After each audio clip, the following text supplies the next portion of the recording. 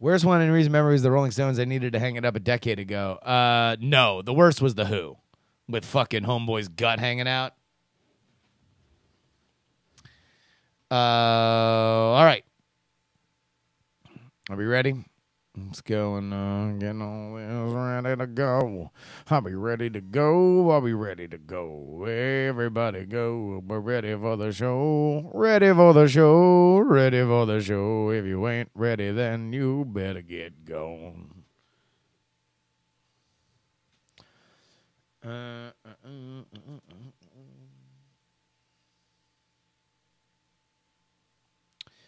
All right. Are you ready? Here we go in 3, 2.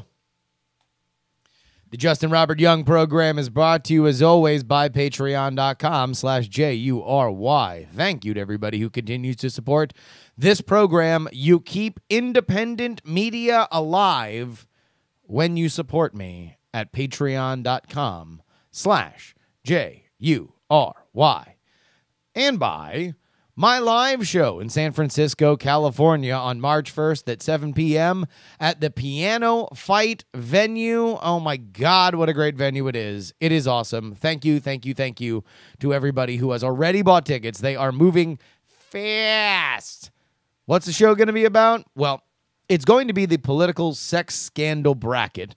It's very similar to a certain kind of madness which affects the population sometime between February and April, although legally distinct from it.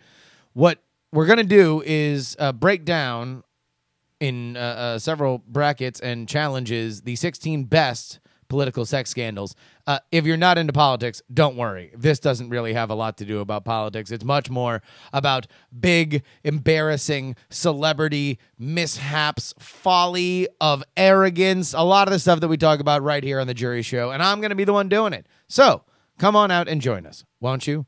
It is right there at bit.ly/sfsexshow, right?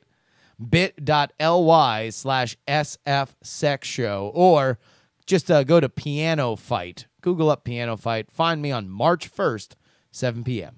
Enough of talking about how we support the show and the live shows we got going on in the next couple weeks. Oh, what do you say we just do this damn thing?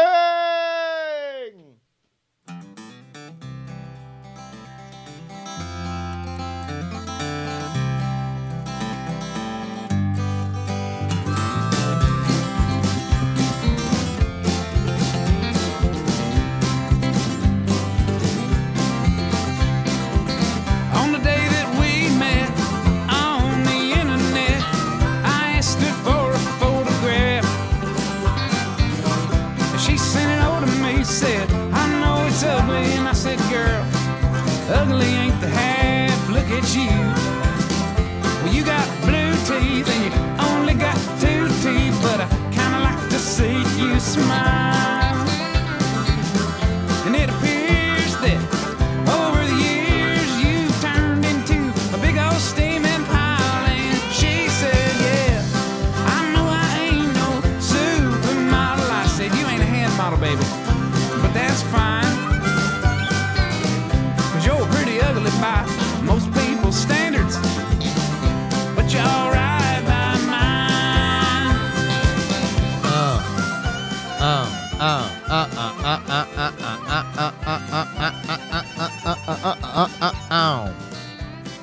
Ladies and gentlemen, welcome to yet another edition of the Justin Robert Young podcast. My name is Justin Robert Young. Fun day today, so far at least. We got another big show coming up a little bit after this, but so far so good. Fell into a little bit of a rabbit hole. For whatever y'all ever have this happen? One of the things that I don't know whether or not it got me into journalism, but it certainly was a natural instinct, or at least a habit that helped me do that job for however briefly I did it, was falling into rabbit holes. Now, obviously, this has become tremendously easier on the internet, Back before, when you used to fall into rabbit holes and it involved you opening books, you were by definition a scholar. Now we can all be our own kind of bullshit version of scholars, right? In a world of infinite storage, you can have your brain remember some random element of your childhood, or something can get sparked by reading a magazine article, blog post, something like that. And next thing you know, you're going down a rabbit hole, watching YouTube videos, reading biographies, absorbing Wikipedia pages. So one of the things that I've always joked, right, is whenever I need my go-to old media references, all right? So if I'm looking for a joke, and I'm looking for an old reference, there are two old references that I will pull. The first and the GOAT of old media references: Train Pulls Into Station. The first movie ever screened publicly. Train Pulls Into Station. A thriller so intense that it allegedly drove the audience screaming out of the theater after they thought a train was literally pulling into the theater.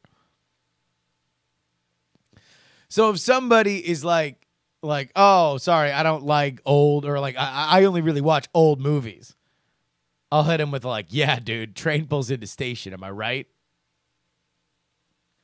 That's the first joke. The second joke is a radio show that I remember my grandma being a fan of, or telling me about. Fibber McGee and Molly. All right? Fibber McGee and Molly. This is from the 40s. It was from a golden age of radio comedies. It's obviously pre-television. But I wound up falling into, and I'm going to play some because, fuck it. Who's coming after me for playing Fibber McGee and Molly? Here's just a little bit of Fibber McGee and Molly that I was listening to today. They wanted you to stroke the crew, and you said no. No stroking, no rubbing, and no buffing. Even for dear old University of Southeastern Nebraska. Is that true, Mr. Wilcox? No, I wasn't a crew man. I went out for ROTC. Oh, Reserve Officers Training Corps? No, revolutionizing old-time cleaning. Well, so long, folks. Man, that joke even died then. That joke fucking wasn't funny back in 1943 or whenever this shit first aired. Revolutionizing old-time cleaning. So look, this for whatever reason is like whenever like I need an old kind of reference, but I've never listened to it until today. I listened to a bunch of Fibber McGee and Molly. It's such a fascinating thing. I can tell why radio people pine for those days. This is not going anywhere, by the way. If you are listening to this and you're expecting that I have come up with some sort of wild revelation after listening to old-timey radio, I hate to sorely disappoint you. I just listened to Fibber McGee and Molly, and I recommend that you please do it as well. Although I guess that is kind of a wacky thing, right? Is like, that was made... I mean, Jesus, we're certainly far closer to 100 years since it was made than, us being close to when it was made. It's kind of rad. It's kind of rad that in 2018, somebody spent their afternoon listening to Fibber McGee and Molly. That's fame, right? That's achievement. That's artistic merit. So I take that back. I did have a big earth-shattering moment about listening to Fibber McGee and Molly, which means that we have to dumb this shit down. Yes, ladies and gentlemen, it is time for us to go back to one of our favorite things to do on the Justin Robert Young Show, and that is discuss dating trends. 3 words. I said trends. Hey, I got the sweat. I got the sweat. I got the sweat. This one comes from the New York Post as a rebroadcast from The Sun, and it just makes me want to kill myself immediately. It just, I mean, there's no...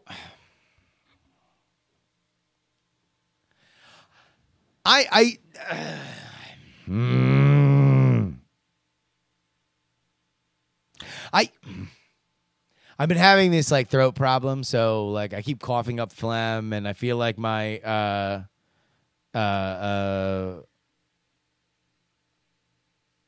my throat is kind of go at any moment now. So it's like I have a hard time trying to keep myself from not going absolutely crazy and yelling when we're talking about dating trends, because they just get me so upset. They just get me. I don't know why they get me worked up. They're just invented. They're just fucking like invented from thin air. Nobody does this. Nobody calls any of these things what they are called in these. I'm getting worked up. Here we go. This is by The Sun. Dating in the 21st century is a minefield. 70% of people are guilty of phubbing their partner off. Phubbing. Phubbing. Phubbing. Ignoring them to look at their phones. It could be a sign that you're getting breadcrumbed. Then there's cushioning, the practice of making sure you have some insurance on the side in case your relationship goes sour. Sharing tips to navigate these tricky trends, dating expert Shannon Smith of Plenty of Fish told Business Insider they can be avoided by communicating clearly with somebody you're dating and being mindful of our tech manners. Or not dating sociopaths and not being a total fucking idiot. Or living your life normally because none of this shit actually happens. Sorry for yelling. I know we have Christian affiliates. All right, here we go. They got a top 5 here. Flexting. Flexting. Flexting.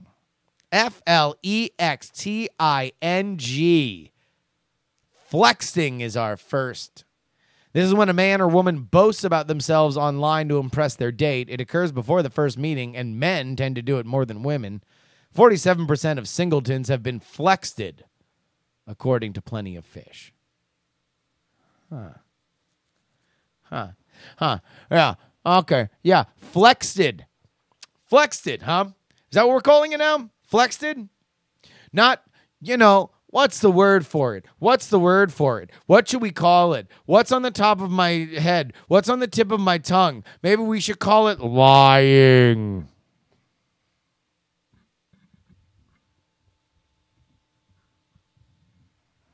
How about number 2? Cricketing. Cricketing. Is it when you score a wicked googly on a prospective mate?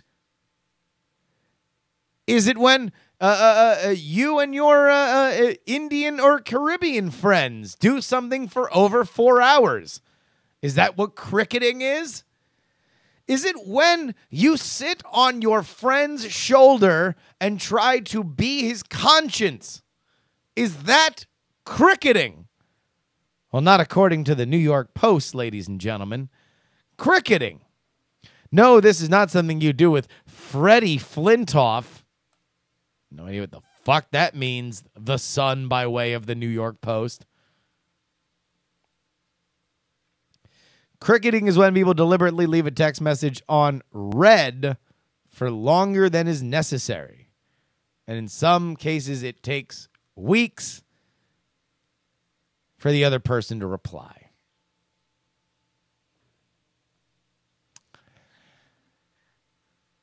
So someone texts you and you just don't reply to them for a while. This is dumb. I do this all the time. I mean, I'm also really bad about this. Like, I don't look at my phone enough, or like it'll buzz on my watch and I'll forget to respond to it because I'm doing stuff. I'm live on the internet. Someone's trying to text me and I'll just get a thing and then I'll forget. I'll go back to do it. I don't know how it shows up on their phone. Why are you pressuring me? Always let your cricketing be your guide.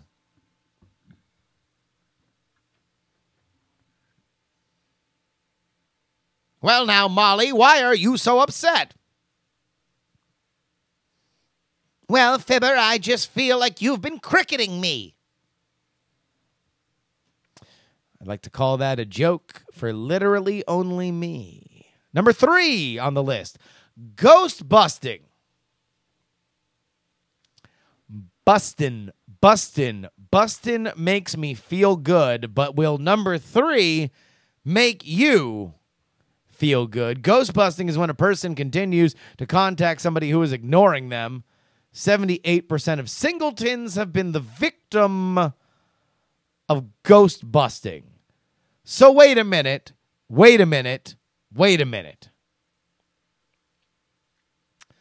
Cricketing is when you don't respond to somebody immediately. Ghost busting is when you are sending too many text messages. This is the exact same situation as described by both sides of the conversation.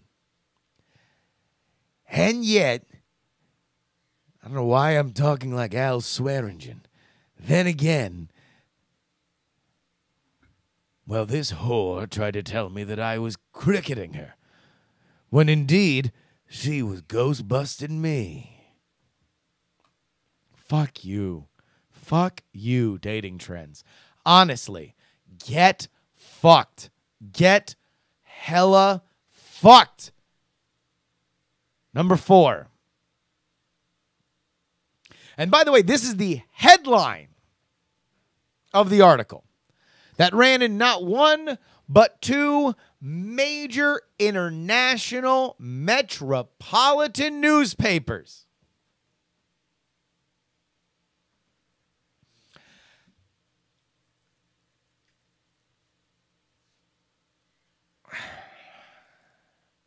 Serendipidating. I didn't even want to say it. I'll say it again. Serendipidating. Fuck. Whoever got paid to write this should give the money back. And I don't mean to the Sun. I don't mean to their business. I mean they should throw it in the sea. Because in my opinion, it is the same as haunted doubloons. That's what it is. It's cursed treasure. It's cursed pirate treasure. Well, Fibber, where'd you get all the cursed pirate treasure? I picked it up while I was serendipidating. All right, so serendipidating. This means putting off a date in the hope that something better comes by. With apps such as Tinder, it's easy to meet other people, and lots of them. Serendipidating. So you've not dated somebody. You're putting it off, hoping that you get another better date. Isn't that just canceling a date? You're literally just canceling a fucking date.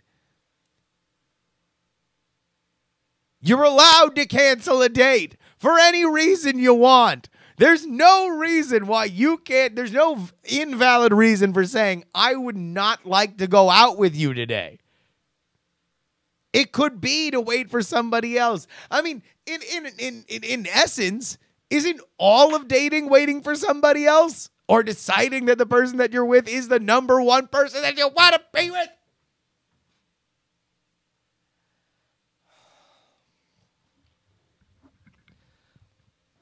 I don't know why I start with these. They just get me so worked up. They just get me so fucking annoyed. I don't know why. I'm not dating anybody. I'm happily married. I have no idea why, for whatever reason, these things drive me up a fucking wall.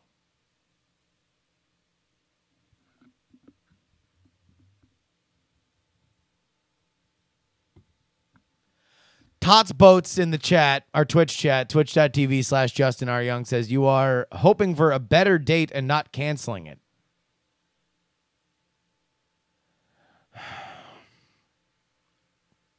You're allowed to do that. You're allowed to date whoever you want until you agree mutually as two parties that you're not going to date other people. This is allowed. This is the concept we know called dating. Prior to that, it used to be called going steady. Here's the last one. And folks, if you find me dead from suicide, this will be scrawled in the mirror in my own blood. I hope I'm not overstating how much I hate this one.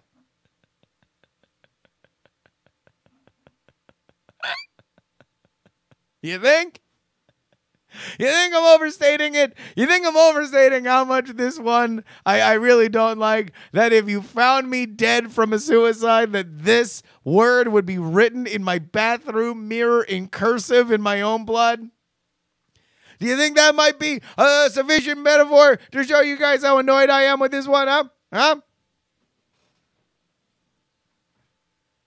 Fawd baying.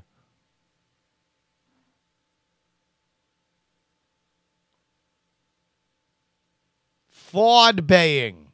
And this is spelled two ways.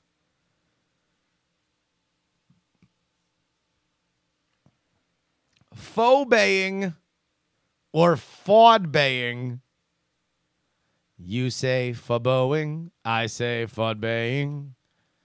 Faux, it's got to be faux baying. So it's like faux is in like faux fur, bay is in bay. Is when a singleton, what the fuck? Are they just like trying to get this shit over, this singleton thing? Faux baying is when a singleton pretends to have a partner on social media. People usually do it to try to make their ex jealous.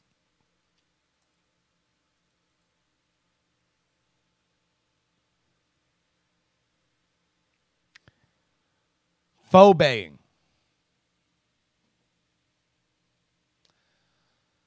You will phobay. If you are going through, I mean, real question, and I want this to be very, very clear to everybody who listens, because I need your guys' opinion. Has anybody ever phobayed? I want to kill myself for just saying that. I'm asking you all very legitimately because I am, again, on a crusade. I'm on a crusade to prove that each and every one of these dating trends are absolute horseshit. So I'm asking you, if you have ever phobayed, taken pictures, posted on social media, you and somebody of the opposite sex right after a breakup.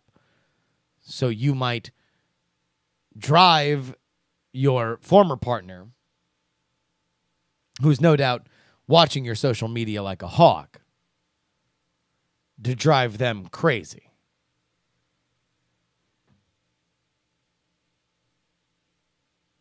Now, what I don't want you to confuse this with, because this is not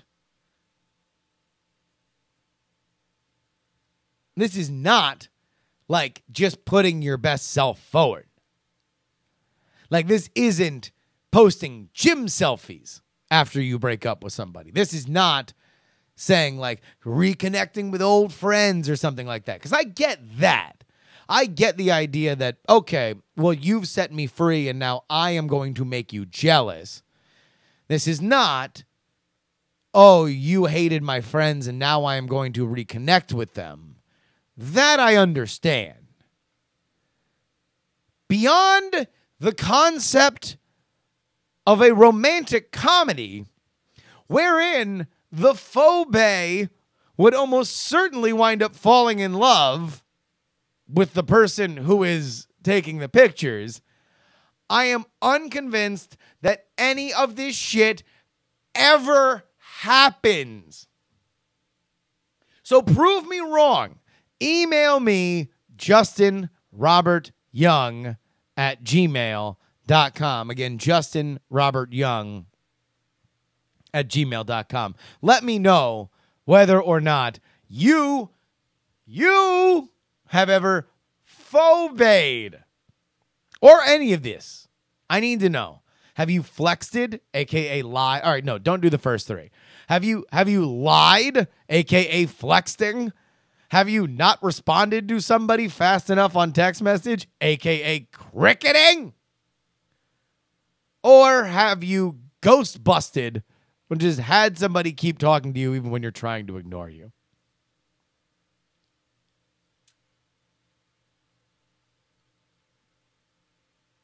Okay. All right, moving on. We got a story that really went viral. But I think is kind of an example of, I'm not going to say a failing of modern media, but certainly a quirk of our modern media. Something that I've kind of pointed out in the past was, the Me Too movement took off in part because we got to a point culturally where journalists were taking social media posts not as hints to investigate, but first-person accounts. Now, this might sound weird if you haven't heard me say this before, but let me explain it. Like, before, if somebody were to post something on MySpace or Facebook or Friendster or whatever, it's an internet rumor that you, the reporter, need to go track down. Now, maybe once you get other corroborating evidence, you can then run with whatever comes out from that internet stuff, right? But in general, you would have to go check everything out. What's happened now is that with the Me Too stuff, but let's even take it a step backwards, trending topics on Twitter are now reason to write about it. Like the values of news, of like timeliness, proximity, trending. You can add trending to that list because you don't really need a whole lot else to write a story or pump out a story if something's trending. In fact, you can do the laziest possible story, which is what people are saying. So like right now, let's go to Twitter. Let's go to Twitter right now. Twitter trending topics. All right, so here, let's go ahead and take a look. These are the trending topics right now here in America as of 3 minutes ago. Falcon Heavy, Stormy, Star Wars, Pentagon, John Kelly, Flurry, now that football's over, Patrick Soon-Shiong, hashtag it ain't my fault that, and hashtag Sausterannual. So let's say I don't know what one of these are. Like, I don't actually know what Stormy is. Stormi. I could write a story. Now, it would involve me Googling for 2 seconds about Stormy. And then I just publish it all. Fleury, for example, is about Marc-Andre Fleury, the former Pittsburgh Penguins goaltender who is playing tonight for the first time back in Pittsburgh. But there was a trending topic 2 days ago that created media sturm and drang.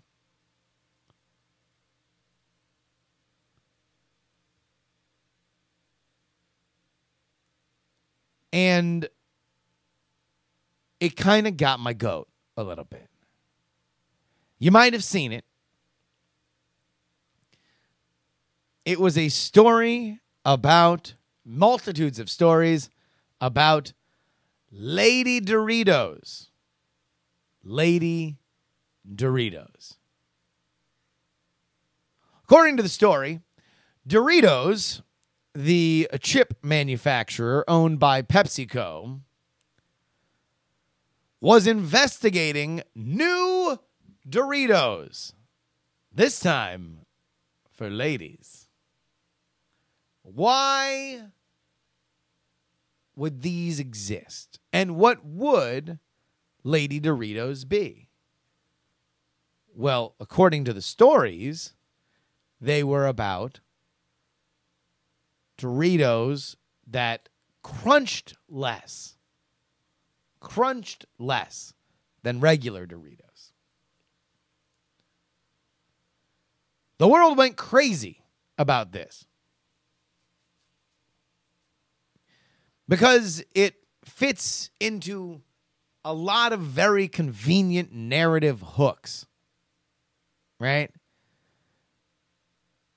The clueless corporation.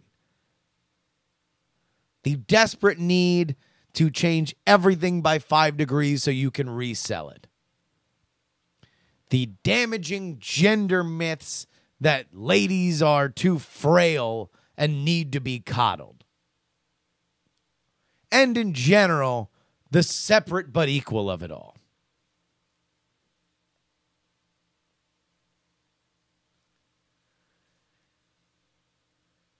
Now, lost in the fact that everybody was having a great time making fun of Doritos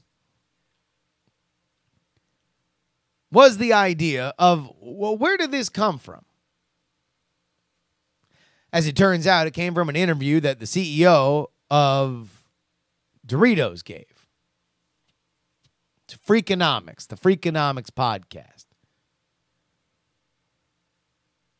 They said, well, we have found with women that people are more likely, or women are less likely to lick their fingers, and they want different ways to be able to carry Doritos in their purse.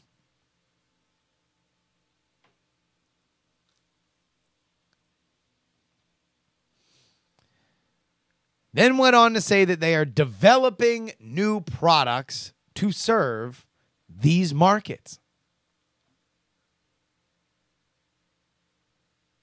This was taken by the internet to mean that they are developing Lady Doritos. And everybody runs with it. Everybody goes crazy. Now, this didn't come from a press release. This didn't come from a commercial. This didn't come from any kind of proof that these items are coming out.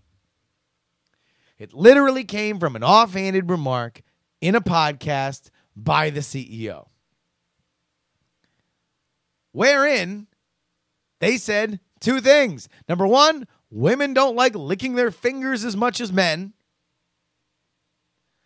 for which you can imagine plenty of different cultural reasons, up to and including the fact that many women's fingernails are, at least on some level, fashion statements. And that women like carrying things in their purse.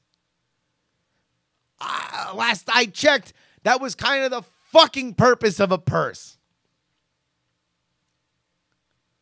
But everybody goes crazy on this. And I'm watching clips of fucking Piers Morgan like smashing chips with a microphone and screaming about virtue signaling and fucking here's fucking Piers Morgan. Here is Piers Morgan talking about Lady Doritos. Right. Here's how you eat Dorito. He's shoving Doritos in his mouth. He shoved like 8 Doritos in his mouth, and he's chewing it with the mic right up in his mouth. This is Good Morning Britain on ITV. Imagine how many more you could get in if you were eating Lady Doritos. Have you ever heard anything so ridiculous in your entire life? No, Piers, I haven't. I haven't heard anything as ridiculous in my entire life. Literally, you just decided to shove 7 Doritos in your mouth for no fucking reason. Lady Doritos. We don't want Lady Doritos. Women don't want Lady Doritos. We just want the vote. By the way, great fucking line by this lady next to her. Lady next to him. He's sitting between 2 ladies, and I just love this is what it sounds like when you have to work next to Piers Morgan every day. Women don't want Lady Doritos. We just want the vote. That's it. That. I bet you that just comes out. That just comes tumbling out of her at random intervals throughout the day. He's like, "Oh, do you want to go in for we're getting sandwiches from around the corner?" And then she just yells. This is just involuntarily. Because women don't want Lady Doritos. We just want the vote.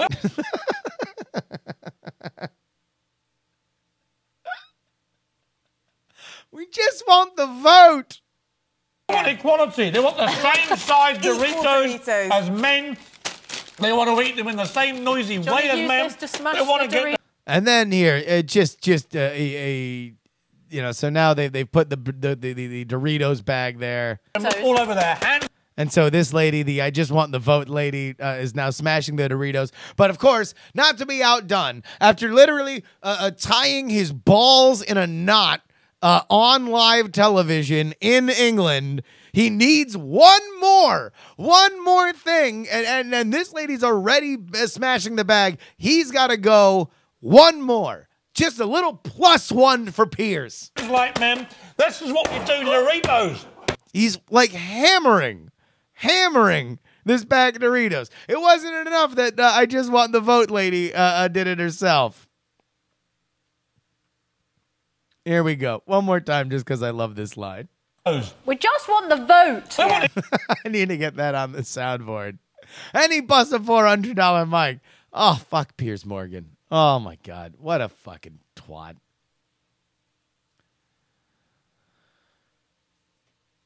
What a butthole. He's England's butthole, man. He's got a square head, and he's very sanctimonious.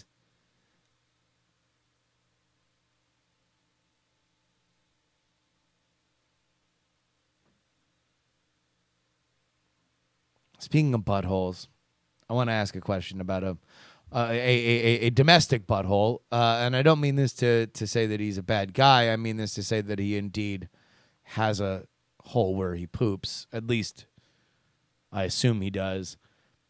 I want to ask a question.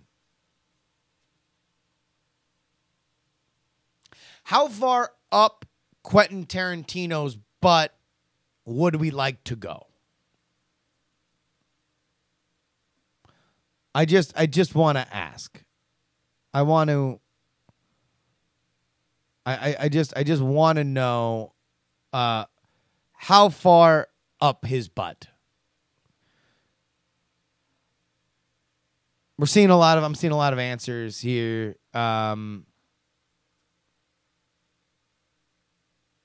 We have not at all, right? 1 foot, a rim job. Here's why I ask, because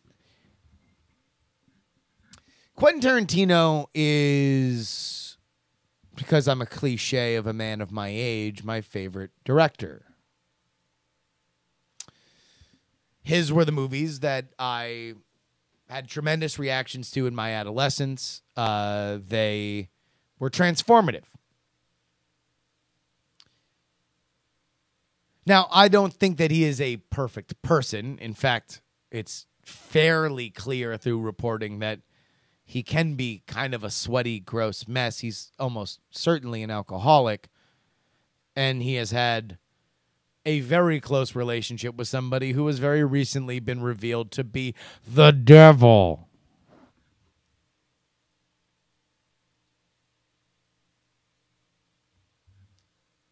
In Harvey Weinstein. More trouble came calling for him over the weekend. This was a Maureen Dowd op-ed wherein she interviewed Uma Thurman. Also, question: does Uma Thurman see any money from that Fall Out Boy song? She wants to talk to Maureen Dowd like Uma Thurman.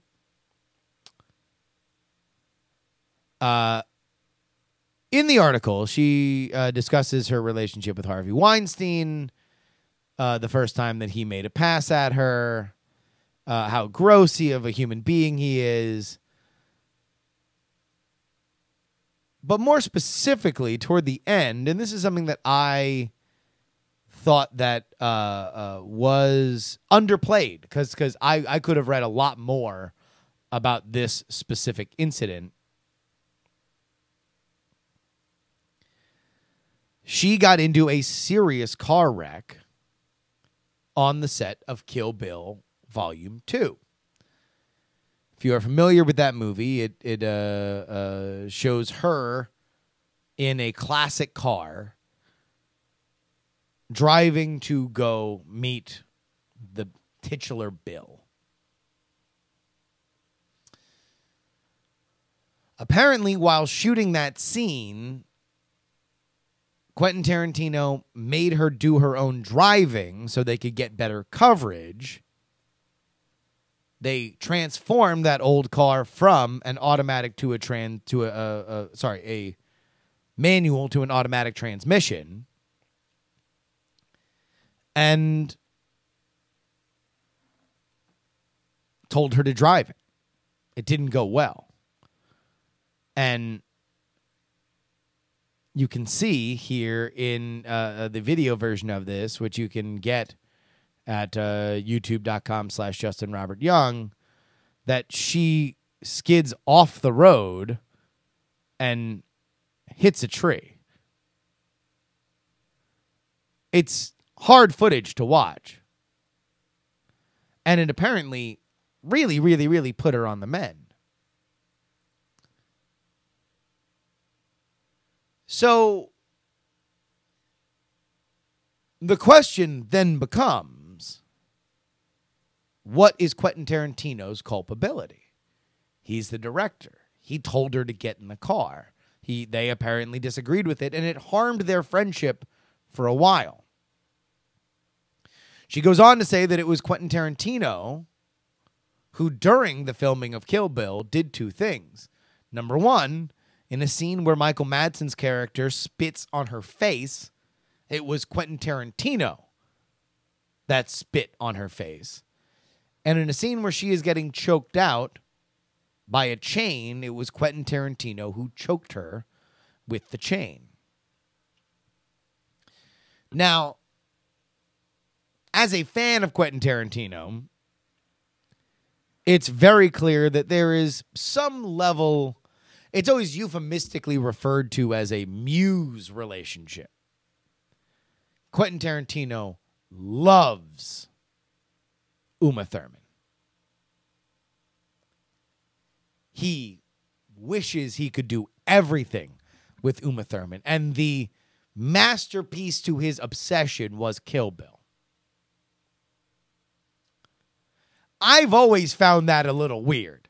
And the fact that he does like 15-minute shots on her feet is also a little bit weird. But that's not anything we haven't known. Nor is it something that in this interview, Uma Thurman seems to have any kind of problem with. Or at least she still refers to him as a friend, although obviously this accident strained their relationship. So now I'm very, very glad that somebody here in the chat room, Carl Kolchak, says with what he said about the Polanski thing, I don't think that we'll be seeing much of Quentin Tarantino anymore. Thank you for bringing that up, because that's what I'd like to talk about next. So that article that just, the Uma Thurman article, happens over the weekend. Today,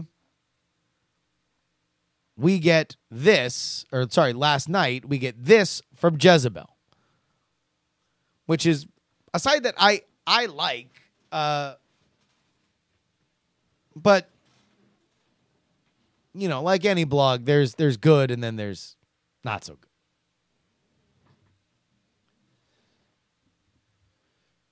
Here's the audio of Quentin Tarantino defending Roman Polanski, quote, 13-year-old girl wanted to have it. This is by Madeline Davis. We go 1, 2, 3, 4, 5, 6, 5 articles. Sorry, not 5 articles. 5 paragraphs. 2 of them quotes from other stories, setting up the narrative of Quentin Tarantino being either the Uma Thurman abuser or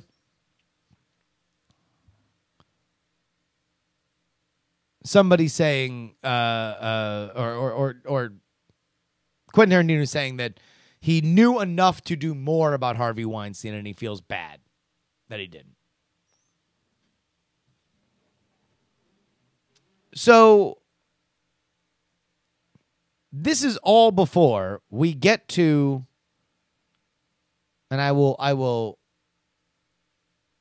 read this as it was written, that Tarantino's apology is disingenuous in the era of #MeToo could come as a surprise if you're unfamiliar with the director's love for depicting women having the shit kicked out of them on camera, or if you're unfamiliar with interviews that he's done in the past. Like, for example, the 2003 Howard Stern interview submitted by a reader in which he adamantly defends Roman Polanski's sexual assault of a 13-year-old in 1977.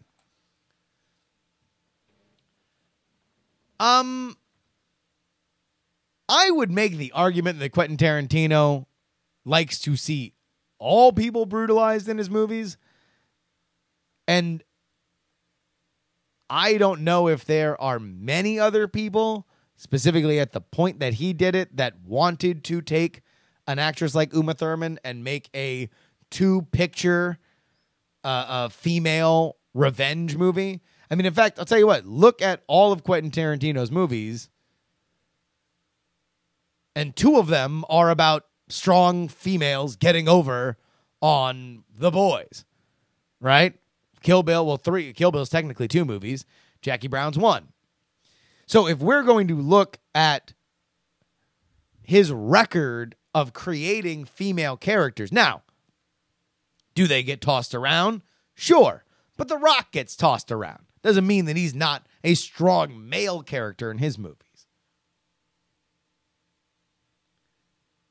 Now, there are exploitative people, I guess Death Proof too. That was also a thing about that Uma Thurman article, is that it made the point that the movie that Quentin Tarantino did next was Death Proof, which might have been him trying to prove to himself that he could do car stunts, which is weird.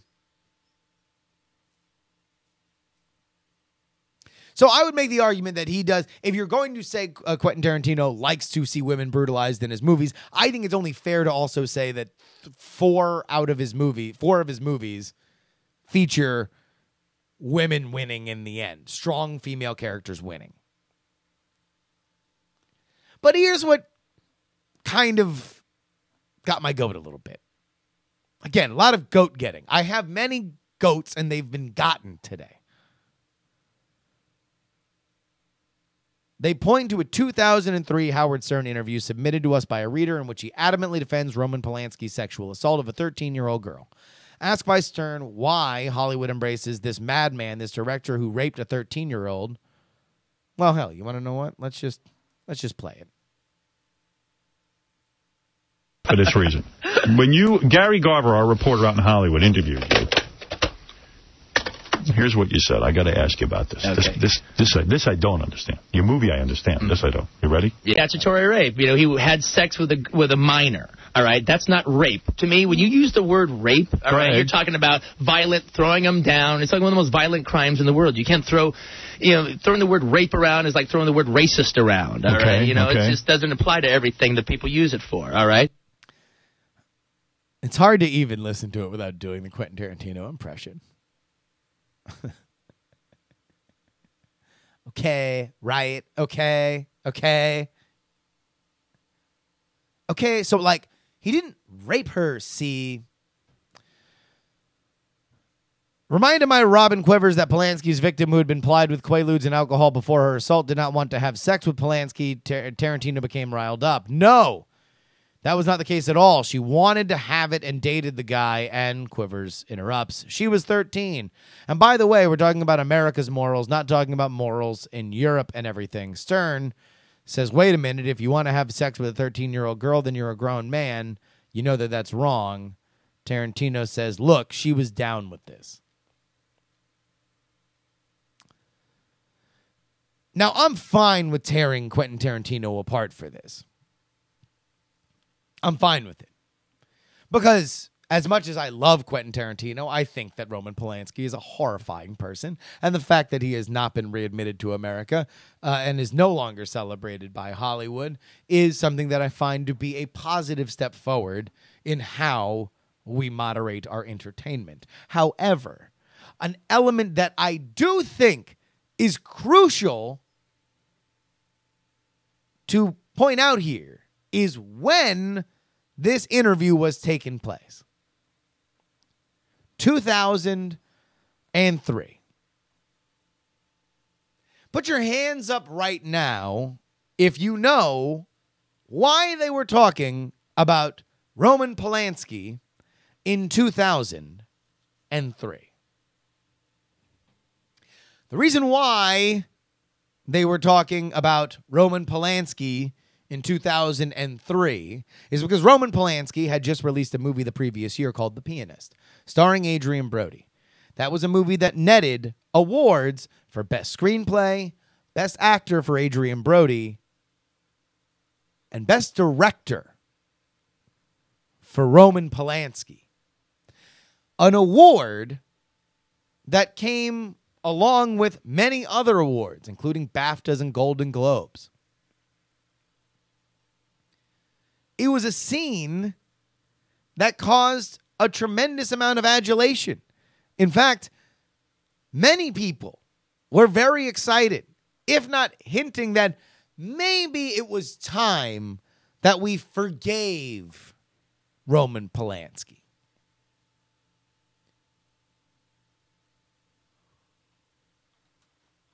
In fact, and this was famous and became famous, Meryl Streep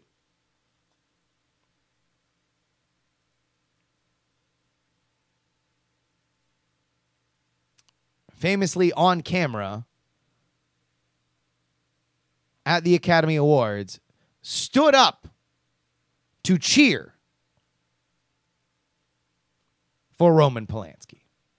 As from the very beginning, when all the arts and sciences of motion pictures bring this is Harrison Ford revealing the award, who gives them their pulse. And here are the nominees for the 75th Achievement in Directing. For Chicago, the hours, Stephen Polanski. Here we go. This is the reaction to Roman Polanski being named as one of the awards. For The Pianist, Roman Polanski. So there we go. That's the big cheers, okay? And then this is the ovation when he is revealed as the winner. Goes to Roman Polanski for The Pianist.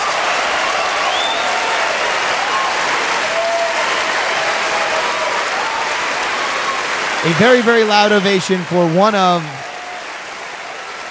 a very important director and a shitty human being. There's Martin Scorsese standing up. Jack Nicholson, who, by the way, a friend of Roman Polanski and somebody whose house some of these acts kind of went down at, and Meryl Streep standing up. Did they know? Yes. There's a reason why Roman Polanski was not there at the awards. It's because he has lived out of the country because he fears going to jail for the crimes that he was accused of. Now, you might think that what I am saying is that this was a very rank and file opinion in Hollywood. And although Quentin Tarantino needs to stand by or refute all of his own words, it certainly would not be out of the mainstream to believe that if you were working in Hollywood and if you are a director and you revere other directors, that you might be, in fact, it would be rare if you were not a Roman Polanski apologist. And I could say that. And maybe on some level I am. But not for Quentin. Quentin is somebody who I think should know better. He is a historian of film. And I hope that the world has, and specifically this moment in history, would have moderated his specific view on the crimes of Roman Polanski.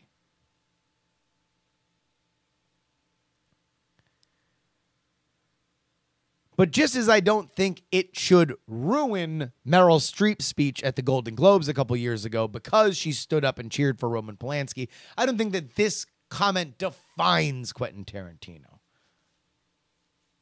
I just do hope and expect, if he does comment on this, that age and wisdom are something that has visited his life on this subject between now and 2003.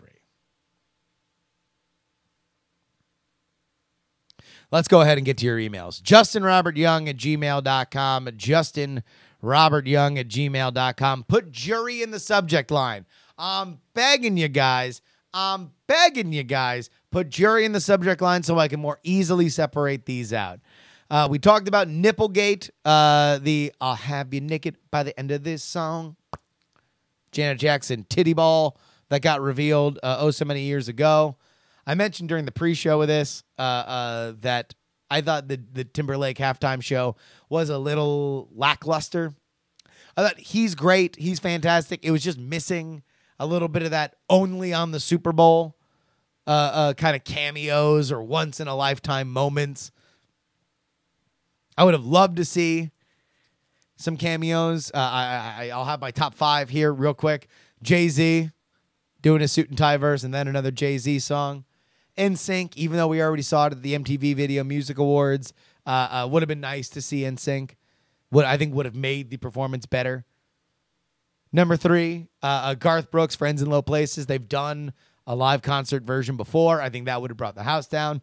Number 2, Britney Spears on any level, but specifically doing Cry Me a River would have been amazing. And number 1, the only number 1, the thing that should have happened, Janet Jackson getting some redemption next to Justin Timberlake. They will be forever linked in history. It would have been amazing to put that chapter to bed with a thunderous, show-stealing performance of Janet's duet with Michael Jackson, her brother, Scream. That would have been great. And then you rip her titty out. Just kidding. Jason wrote, though, where was I for Nipplegate? I was at church for a Super Bowl party. Ooh, no. They wheeled out the big screen TV into the fellowship hall The youth group was all feasting on fried chicken. It was a Southern Baptist church. And all kinds of delicious snacks when, bam, there's a titty. Every single guy stared slack-jawed at the screen. There was much nipple discussion that evening. Pretty much every guy at home that evening, once their parents got home in bed, was checking the internet to see if we had just seen what we thought we saw. Tell you what, that is a sign that there is a God. We also asked you guys if nerds smelled more than other people. Do nerds smell more than other people? Mike wrote, yes. There's one guy in particular who lived in a room in college 3 doors down from me who had an epic, eye-watering odor all times of the day. When I first moved in, I noticed that his roommates constantly had the door to their room open. I didn't think of it as anything, as we were all pretty friendly guys and fairly social with everybody. As the weeks went on, there were times, though, that I would catch a whiff of some of the worst smells I had ever smelt. This deadly combination of BO, swamp-ass, caveman-level stank, and complete disregard for basic human hygiene was just ridiculous. I would occasionally smell this combo waft into my own room from down the hall. As a naive freshman, it took me a while to put 2 and 2 together until the day when I came over to his room, walked in, I was punched in the face by a Mike Tyson-level uppercut of stink that made me gag. The kid in question was gone at the time, so I asked his roommates what that smell was. They pointed to his desk that had a pillow chair, which had become a pretty perfect collector of his concentrated essence and continued to spread it 24/7. It was horrific. They said they were at their breaking point and they were going to confront him and have one of the most uncomfortable conversations a couple 18-year-olds can have. The odor eventually went away after this chat and some hardcore Febrezing of the entire room. To this day, I have never smelt anything like it, and I hope to never smell anything like it again. Connor wrote, nerds may have a tendency to smell more than normies, but I've never had a nerd smell like urine. I've worked at a movie theater and caught a whiff of a gamut of odors, including people as I ripped their tickets. But some people go to the movies smelling like piss. Oh, goddamn. Who smells like piss except for, what, homeless people and kids? Is that the most pissy people? I shouldn't even ask this question. Todd, because everybody's going to do it, and I shouldn't ask the question. Todd, when I was in grad school at MIT, the stench during the finals was such an issue that the school brought deodorant samples to hand out in the main corridors. They posted signs reminding people to change their clothes and bathe. There was even a CNN video on it, but I couldn't find it again. Below are some other sources. People wouldn't even sleep, so they set up cots in prominent areas on campus and liberally labeled them Save Point. This may be calling the kettle black, but it was all the undergrads. Us MIT grad students worked our way up the ladder from normal schools and thus had relatively okay hygiene habits. MIT undergrads had an unfathomable level of nerd with poor hygiene. They now teach them how to use soap, shampoo, and deodorant during freshman orientation. Man,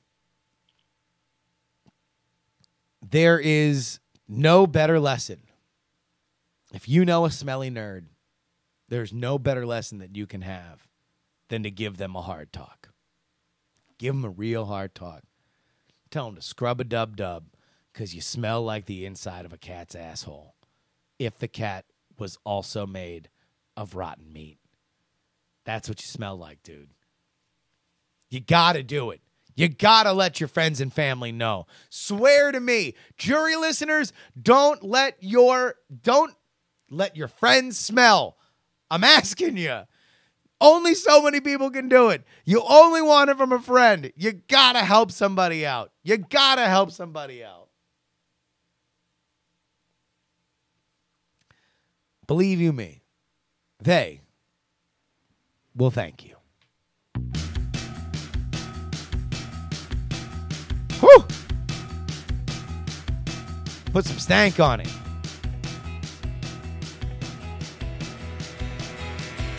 What do you say we both just leave? Point of rebuttal from the Quentin Tarantino story. Uma Thurman, in a follow-up Instagram post, said that Tarantino was not the bad guy in this, that he actually found the footage for her, and they are in contact. Tarantino, in an interview with Deadline today, said that he was aware of the New York Times article as it came out and supports Uma 100%. In reference to the he spit on her and choked her thing, said, "Who do you want me to do it? Her character got choked by a chain and spat on. Would she rather a grip do it, or would you, in hindsight, rather me tell a random person to do it? I did it because we were comfortable together."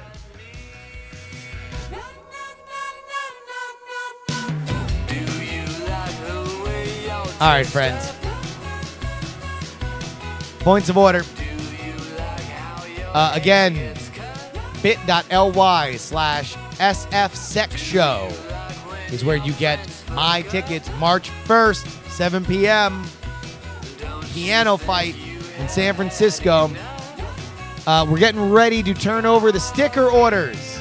So if you want stickers, if you want the Meme Squad pack specifically, you better head over to stickers or diaf.com. You can, of course, support the show by going to patreon.com/JuRY. You can give me Amazon's free money if you go to twitch.tv/JustinRYoung and give me your Amazon Prime subscription. It's free.